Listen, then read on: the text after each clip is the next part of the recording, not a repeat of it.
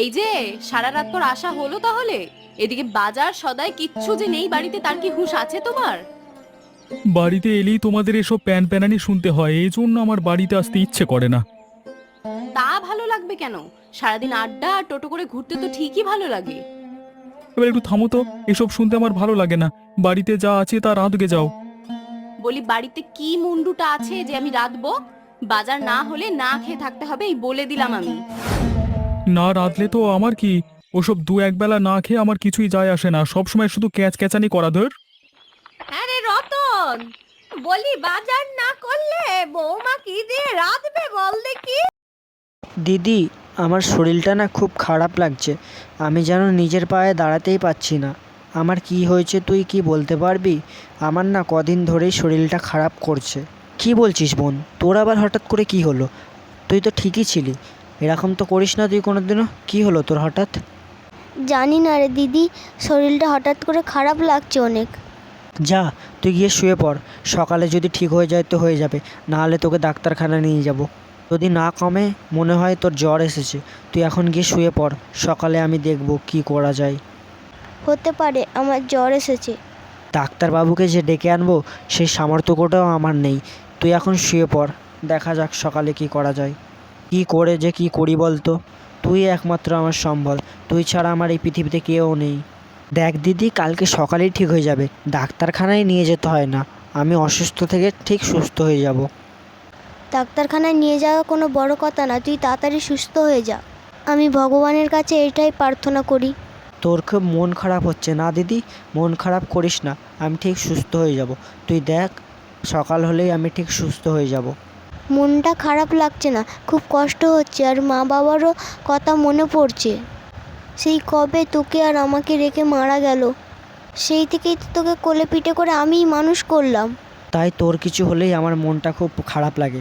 তোকে ছোট থেকে বড় করেছি, এই জন্যই আমার খুব কষ্ট হয়, বুঝলি বোন? এই দিদি, তুই কাঁদছিস কেন? আমার কিচ্ছু হয়নি। না রে পাগলি, কাঁদবো কেন? এমনিই আমার চোখ দিয়ে জল বেরোচ্ছে। আর এমনিতেও তুই তো ঠিক হয়ে যাবি তাড়াতাড়ি, এই জন্যই আমার মনটা একটু খারাপ হচ্ছিল। এখন ঠিক আছে, তুই কোনো চিন্তা করিস না। হ্যাঁ, আমি তো চিন্তা করছি না। আমি সুস্থ হয়ে গেলে তোকে আর কোনো কষ্ট দেবো না, ঠিক আছে দিদি? দেখবি আমি বড় হয়ে তোর জন্য অনেক টাকা টাকা জোগাড় করে আনবো। তখন আর আমাদের এত কষ্ট হবে না। কি বল, ঠিক বললাম না? হ্যাঁ রে বোকা মেয়ে, টাকা কি আর চাইলেই মাটি খুঁড়ে পাবি? বোকা মেয়ে কোথাকার। তাহলে তুই মুখটা বন্ধ কর আর চুপচাপ শুয়ে পড়, নাহলে তোর আরও শরীরটা খারাপ করবে, বুঝলি বোন? তুই শুয়ে থাক, আমি একটু অবিনাশদের বাড়ি দিয়ে ঘুরে আসি। কেন রে দিদি, টাকা ধার নেওয়ার জন্যে? হ্যাঁ রে বোন, তোকে একটু ভালো ডাক্তার দেখাতে হবে, নাহলে তুই সুস্থ হয়ে উঠবি কি করে? অবিনাশ বাবু, অবিনাশ বাবু, বাইরে একটু বেরিয়ে আসুন। কে রে? রিমার গলা মনে হচ্ছে। হ্যাঁ অবিনাশবাবু, আমিই এসেছি। হ্যাঁ, তোরা তো আবার দরকার ছাড়া আসিস না। কি দরকার বল? নিশ্চয়ই কোনো দরকারে এসেছিস, বল তোর আবার কি দরকার? আগে বাবু, আমার বোনটার খুব শরীর খারাপ, তার জন্য আমার কিছু টাকা দরকার। হবে না হবে না, সবসময় তো আমিই টাকা দিই, এবার অন্য কারোর থেকে ধার কর। সবসময় তো আমি দিই, দরকারে আমার পাশে থাকবি না, আর আমি তোর দরকারের পাশে থাকবো? হবে না কোনো কিছু। দিন না বাবু, খুব দরকার, বোনকে ডাক্তার দেখাতে হবে। তাতে আমি কি করব? তুই অন্য জায়গা থেকে জোগাড় কর, সবসময় তো আমার কাছে আসিস, আমি তোকে এবারে আর কোনো সাহায্য করতে পারবো না। খুব দরকার বাবু, ওর চিকিৎসা না হলে ও মারা যাবে। যা, অবিনাশবাবু কাউকে শুধু শুধু টাকা ধার দেয় না, তুই এখন যেতে পারিস। আপনার পায়ে ধরছি বাবু, কিছু টাকা দিন না, দিন না। তোর বাবা বেঁচে থাকতে অনেক দেনা করে গেছে আমার কাছে, আমি আর কিচ্ছু দিতে পারবো না, তুই এখন আসতে পারিস। তুই কি ভেবেছিস সবসময় তুই আসবি আর আমি তোকে টাকা ধার দেবো? তোর বাবা যে টাকাগুলো ধার করে গেছে, ওই টাকাগুলো যতদিন না তুই পরিশোধ করবি না, ততদিন না আমি তোকে কোনো টাকা ধার দিতে পারবো না। তুই এখন আসতে পারিস। আমার বাবা আপনার থেকে কোনোদিনও টাকা ধার নেয়নি, আপনি এটা মিথ্যে কথা বলছেন। আর সে নিয়েও থাকে যদি একজন, তাহলে সে তো এখন মারা গেছে, তাতে আমার কি? ওকে আমি টাকা ধার দেবো না, আর এখানে গলা উঁচু করে কথা বলিস না, ঠিক আছে? তো তুই এখন যেতে পারিস। দরকার হলে ভিক্ষা করে জোগাড় কর, কিন্তু আমার কাছে হাত পাততে আসিস না। আপনার কোনোদিনও ভালো হবে না, কোনোদিনও না। ডাক্তার কাকা, ও ডাক্তার কাকা, একটু বাইরে বেরিয়ে আসুন। তা কি হয়েছে রে রিমা, এত হাঁপাচ্ছিস কেন? তোর আবার হঠাৎ কি হলো রে? কাকা, আমার বোনটার খুব শরীর খারাপ, আপনি একবার চলুন আমাদের বাড়ি। না হলে আমার বোনটা যে একবার মারাই যাবে। আরে তোর বোনের কি হয়েছে সেটা তো আগে বল, নাহলে আমি ওষুধগুলো নিয়ে যাব কি করে। আগে সেটা তো বল, তোর বোনের কি হয়েছে। সেটাই তো বুঝতে পারছি না কাকা, আমার তো মনে হয়েছিল আগে ওর জ্বর হয়েছে, তাই শরীরটা দুর্বল লাগছে। সকাল থেকে দেখছি বিছানা ঝাড়তে পারছে না। তোমার যা ওষুধ আছে সব নিয়ে নাও সাথে। চল চল চল, তাড়াতাড়ি চল, বেশি দেরি করা যাবে না, তোর বোনের আবার কিছু হয়ে গেলে প্রবলেম আছে, তাড়াতাড়ি চল।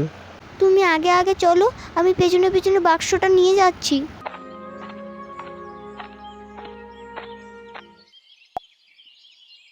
রিমা, আমার সাথে একটু বাইরে চল, কিছু কথা বলবো তোকে। এখানেই বলুন না। না না, পল্লবীর সামনে বলা যাবে না, বাইরে চ।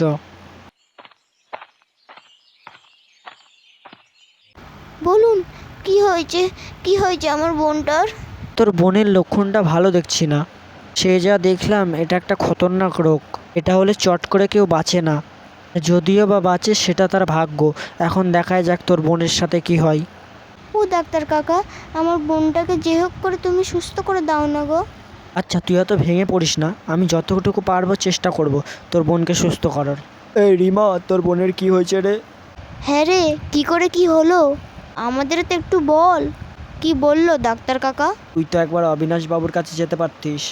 সে কি আমি আর যাইনি গো। তোমরা তো চেনো তাকে, সে কেমন লোক। কি করে বলছো বলো তো কথাটা? ওকে কি তুমি আর চেনো? ও কি টাকা ধার দেওয়ার মানুষ? ঠিক, তুই মনে হয় ডাক্তার কাকাকেও টাকা দিতে পারিসনি।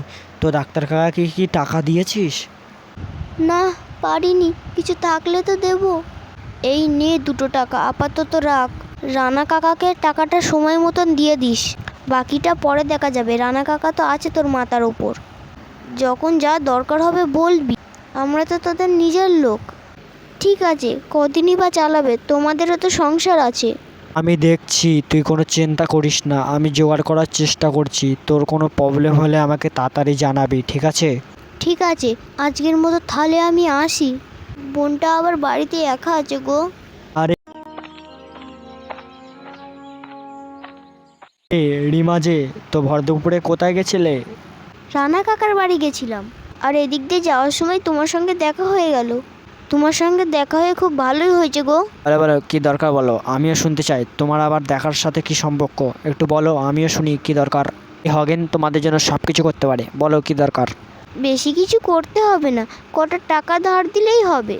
তুমি তো অবিনাশ বাবুর লোক, তোমার কাছে নিশ্চয়ই টাকার অভাব হবে না। কেন নয়, কেন নয়, নিশ্চয়ই হবে, একদম হবে। কত টাকা লাগবে বলো তোমার? তবে কি, বলে ফেলো। তুমি তো জানোই এই খগেন কাউকে এমনি এমনি দান করে না। এই খগেনকে কিছু বিনিময়ে কিছু দিতে হয়, তুমি তো জানো ভালো মতোই। কি চাই তোমার? তুমি বলো, আমি সব কিছু দিতে রাজি। আমাকে বিয়ে করতে হবে। কখনো না, আমি মরে গেলেও তোমাকে বিয়ে করব না। তোমার মতন এরম চেহারাকে আমি জীবনেও পছন্দ করি না। শয়তান লোক একটা, আমার সামনে আসবে না, তুমি সরে যাও। কি বললি তুই? আমি শয়তান লোক? যত বড় মুখ নাই তত বড় কথা। তুই দেখবি আমি কি করতে পারি। বেশ করেছিস, শয়তান লোককে শয়তান বলেছি, আমিও দেখছি তুমি কি করতে পারো। তবে রে, দেখবি আমি কি করতে পারি। তবে রে, তুই আমার গায়ে হাত দিলি, এবার দেখ আমি তোর কি সর্বনাশ করি। ওকে যদি আমি গ্রাম না ছাড়া করেছি তো আমার নাম খগেন না। তুই খালি দেখতে থাক, তোদের 2 বোনের আমি কি হাল করি। তুই জানিস না আমার নাম কি। যাও যাও, আমিও দেখছি তুমি আমাদের কি করতে পারো। তুমি আমাদের কিচ্ছু করতে পারবে না। বলে নাকি ওকে বিয়ে করতে হবে, বুড়ো হয়ে গেলে, তাও বুড়ো শখ নয়। এমন মার মারবো না, পুরো হাড় গোড় গুঁড়ো করে রেখে দেবো। চেনে না তো আমায়। যাও এখান থেকে, অসভ্য লোক। এই চড়ের দাগ আমি শুধু আসলে নিয়েই ছাড়বো, তুই দেখে নিস। তোকে তো আমি বারবার করে বললাম যে এর ওর থেকে চাস না, আমি তোকে একটা ভালো ব্যবসা খুলে দেবো। তুই কেন লোকেদের থেকে চেয়ে বেড়াচ্ছিস? তুই তো, তোকে বললাম আমি তোকে একটা কাজের ব্যবস্থা করে দিচ্ছি, তোর কি এতই টাকার প্রয়োজন? আমি ভাবতেও পারিনি খবেন দাদা এত খারাপ হতে পারে। তুই চল আমার সাথে, আমি তোকে একটা মাংসের দোকান খুলে দিচ্ছি। ওই দোকানটা নিয়ে তুই ব্যবসা কর কদিন, তারপরে দেখ কেমন হয়। তুই ওখানে আজ থেকে মাংস বিক্রি করবি, ঠিক আছে? কিন্তু কিন্তুর আবার কি আছে? তোর কাকা যেটা বলছে তুই সেটাই কর। কিন্তু ওই অবিনাশ বাবু আর খগেন আমাকে দোকান করতে দেবে? তোমার কি মনে হয়? আমিও তো তোর সাথে থাকবো, ওরা তোর কিচ্ছু করতে পারবে না। কিন্তু ওকে একাও তো দোকানে রেখে যাওয়া যাবে না। হ্যাঁ, এটাও তো ভেবে দেখিনি। রিমা আবার ওদিকে অসুস্থ, ওকে মেরে ফেলতে ওদের কোনো হাত কাঁপবে না। ওরা 1 নম্বরের শয়তান। লতা, তুমি এক কাজ করো, তোমাকে এখানে থাকতে হবে না, তুমি পল্লবীর কাছে যাও। হ্যাঁ কাকিমা, কাকা যা বলছে তুমি তাই করো। তুমি আমার বোনের কাছে যাও। তুই তাড়াতাড়ি যা, তুই মুরগিগুলো নিয়ে আয়, আমি মুরগিগুলো কেটে দিই। আর হ্যাঁ, তোকে একটা কাজ করতে হবে, কোনো লোক যদি আসে তুই তাকে ডেকে ডেকে নিয়ে আসবি, ঠিক আছে? আচ্ছা ঠিক আছে।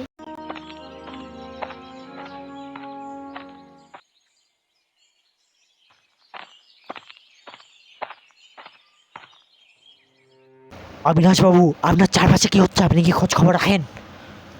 অত তেজ দেখাচ্ছিস কেন? ধীরে ধীরে বল না, কি হয়েছে আমাকে বুঝিয়ে বলবি, আমি কিছু বুঝতে পারছি না। ঠিক আছে, আমি ধীরে সুস্থে কথা বলছি। রানা আর রিমা মিলে দোকান দিয়েছে, তুমি কি এটা জানো না? তোমাকে কি খবর দিইনি কেউ এখনো? কিসের দোকান? আমার এলাকায় দোকান দিয়েছে অথবা আমি জানি না, কেউ এখনো আমাকে খবরও দিল না। আর একটা খবর, শুকু আমাকে অকারণে থাপড় মেরেছে, এর বিচার কিন্তু আমি চাই। এর মধ্যে আবার গায়ে হাতও তুলেছে, সাহস তো মন্দ নয়।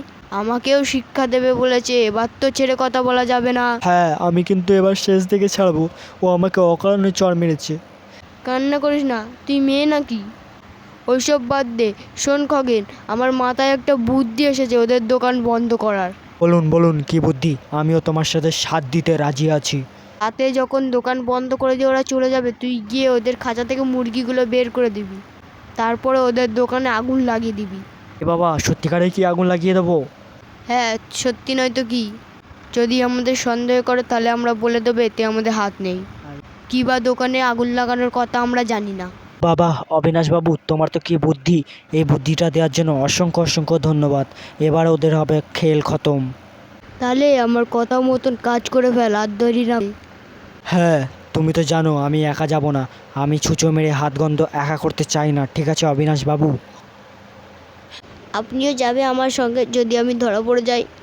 মানে একা মার খাবো না, আপনিও খাবেন। আরে চল চল, এত রাতে হয়তো কেউ মাংস নিতে আসবে না, দোকানটা বন্ধ করে বাড়ি চল। আবার রিমা আর তোর কাকি বাড়িতে একাই আছে, চল চল তাড়াতাড়ি বাড়ি চল। বন্ধুরা, পার্ট 2 দেখার জন্য কমেন্ট করো, ওরা কি আগুন লাগাতে পেরেছিল দোকানে? হ্যাঁ, আর লাইক কমেন্ট করাটা ভুলবে না।